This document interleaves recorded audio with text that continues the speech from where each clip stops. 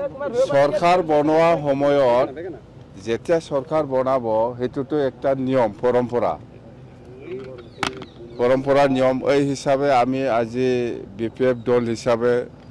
গভৰ্নৰৰ ওচৰত আহিছোঁ আৰু গভৰ্নৰ ডাঙৰীয়াই আমি কোৱা মতে 3 তাৰিখত অটেকিং যেটো সেৰেমনিয়েল প্ৰোগ্ৰাম ইয়াত আহিব বুলি আমাক ইনস্যুৰেন্স দিছে তো হেতু মুখেদি কৈছে এতিয়া আৰু ফৰ্মেল লেটাৰ নিশ্চয় আমাক লৈ আমাৰ বিটিসি তাতে নিশ্চয় পঠাব এতিয়া আমাৰ ওচৰত যিখিনি কৈছে ভাল আমিও আদৰণি জনাইছোঁ যেহেতু আমাৰ ওচৰত আহিম বুলি কৈছে সেইদিনা আৰু গভৰ্ণৰ ডাঙৰীয়াৰ বাৰ্থডে আছে বুলি কৈছে যদি সঁচাকৈ আহে তেতিয়া আমি একেলগে তাতে কোকৰাঝাৰত গভৰ্ণৰ ডাঙৰীয়াৰ বাৰ্থডেটো আমি সেলিব্ৰেট কৰিম কথা হেতু এতিয়া আপোনালোকে চৰকাৰত বিজেপি ইউপিপিএল কাক ল'ব বা তেনেকুৱা সম্ভাৱনা আছে নেকি নাই যোৱাকালি প্ৰমোদ বড়ো ডাঙৰীয়াৰ পৰাও এটা ষ্টেটমেণ্ট আমি দেখিবলৈ পাইছোঁ আৰু অসমৰ chief minister doctor Himanta Biswa Sarma ডাঙৰীয়াৰ পৰাও আমি এটা ষ্টেটমেণ্ট দেখিবলৈ পাইছোঁ যে নহওক যোৱাকালি আমাৰ আলোচনা হৈছে যে কোনোবা দলে যদি আমাক সহায় কৰিবলৈ আগবাঢ়ি আহে আমাৰ কোনো ৰিজেক্ট কৰাৰ কোনো প্ৰশ্ন নাহে ইউপিপিএলক কৈছে আমি সমৰ্থন কৰিম আমি ৰিজেক্ট কৰা নাই আৰু চিএম ডাঙৰীয়াও আমাক ষ্টেটমেণ্টত আমি দেখিবলৈ পাইছোঁ যে এনডিএ হিচাপে আমি একেলগে কাম কৰিম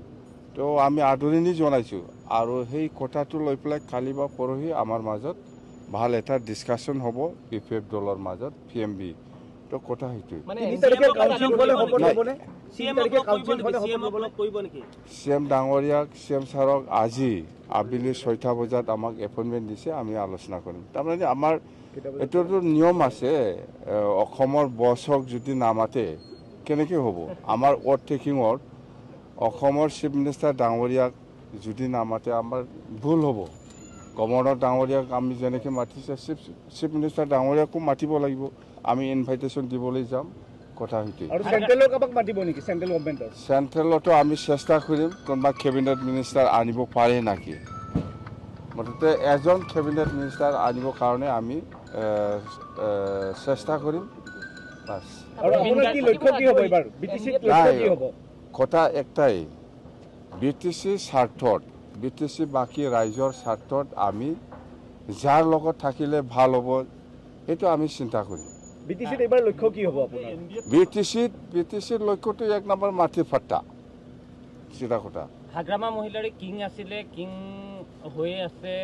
থাকিব এইটো আছে না নাই সেইটো পাব্লিক অপিনিয়ন ৰাইজে ক'ব আমাক আজিৰ দিনত ৰাইজে আমাক বিপিএফ দলক মেণ্ডেট দিছে এইটো আমি সন্মান দিব জানিব লাগিব আৰু আমি সন্মান দিছোঁ সন্মুখত কিবা প্ৰত্যাহ্বান আছে নেকি এনেকুৱা নাই 5 বছৰ পিছত পুনৰবাৰ সিট কেনেকুৱা ধৰণৰ ব্যতিক্ৰমীৰে এইবাৰ আগবাঢ়িব আপোনালোকে দেখা নাই আমাৰ বিপিএফ দলৰ যিখিনি ইলেকশ্যনৰ সময়ত যিখিনি ৰাইজৰ ওচৰত প্ৰতিশ্ৰুতি দি পেলাই যিখিনি কথাবিলাক আমি প্ৰচাৰ কৰি আছে নিশ্চয় বিটিসিৰ বাকী ৰাইজে সকলো শ্ৰেণীৰ ৰাইজে নিশ্চয় হেতু একচেপ্ট কৰিব পাৰিছে যে আমি বিটিসি বাকী ৰাইজৰ কাৰণে এনেকুৱা কাম কৰিম হেতু কৰিম এইবিলাক আমি বহুত জোৰদাৰভাৱে আমাৰ দলৰ কৰ্মীসকলে প্ৰচাৰ চলাইছে নিশ্চয় ইয়াৰ ওপৰত বিটিসি বাকী ৰাইজে নিশ্চয় বিশ্বাস কৰিব পাৰিছে যাৰ ফলত আজি বিপিএফক এনেকুৱা ধৰণত সহায় কৰিছে আৰু আমি পাহৰি নাযায় মুঠতে ৰাইজে যেনেকৈ আমাক সহায় দিছে সমৰ্থন দিছে আমিও এনেকুৱা ৰাইজক সমৰ্থন দি পেলাই সাকসেস কৰিবৰ কাৰণে আমি চেষ্টা কৰিম জুবিন গাৰ্ড মোৰ পাৰ্সোনেলি ফ্ৰেণ্ড বহুত ভাল আগৰ পৰাই ভাল হয় মই 2 বছৰ 3 বছৰ লগ পোৱা নাছিলে যেন হওক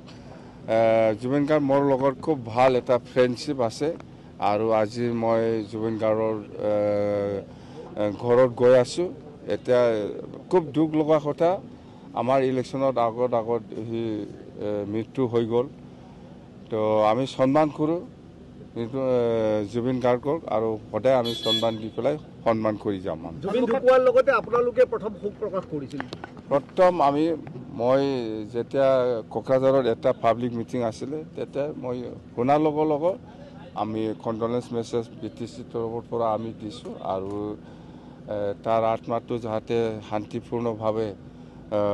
ভগৱানে বা ঈশ্বৰে বা আল্লাই জাগা দিয়ে তাৰ কাৰণে আমি প্ৰাৰ্থনা কৰিছোঁ। প্ৰতিমূৰ্তি বনোৱাৰ কথা কৈছিলে আপুনি? আমি বনাম, সেইটো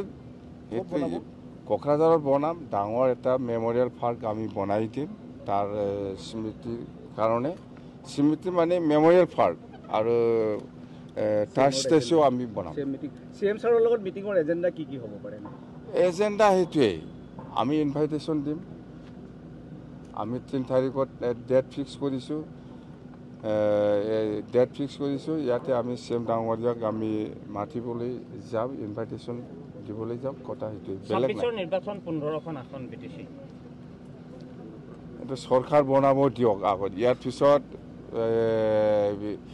26ৰ নিৰ্বাচনটো